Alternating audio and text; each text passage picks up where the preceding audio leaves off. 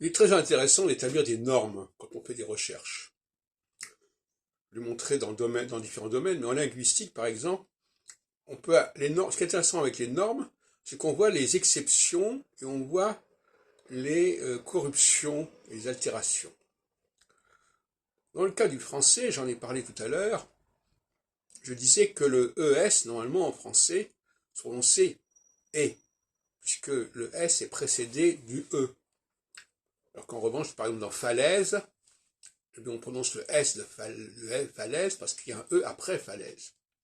Mais il y a des exceptions qui nous font réfléchir. Pas d'exception.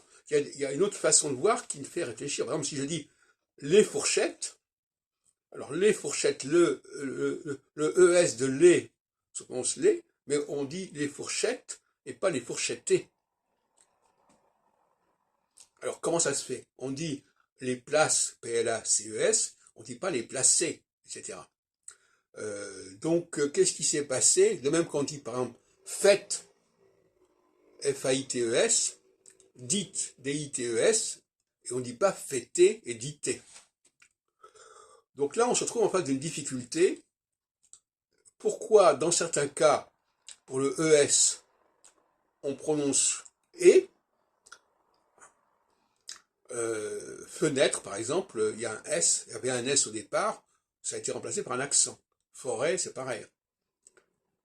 Bon, mais est-ce qu'on doit dire alors, forestier, etc. Bon. Mais là, en l'occurrence, c'est quand même un problème très grave, puisque tout le problème du marqueur du pluriel en S, en français, on devrait normalement prononcer, ne pas prononcer ce S. Et d'ailleurs, c'est ce qui se produit de cette manière. Hein, on dit les fourchettes, etc. Mais, justement, le problème, il est là. Alors, la fourchette, on ne prononce pas, on prononce le T, mais si on ajoute un S, est-ce qu'on doit prononcer les fourchettes T? Apparemment, dans le cas du marqueur de pluriel, cette règle ne s'applique pas.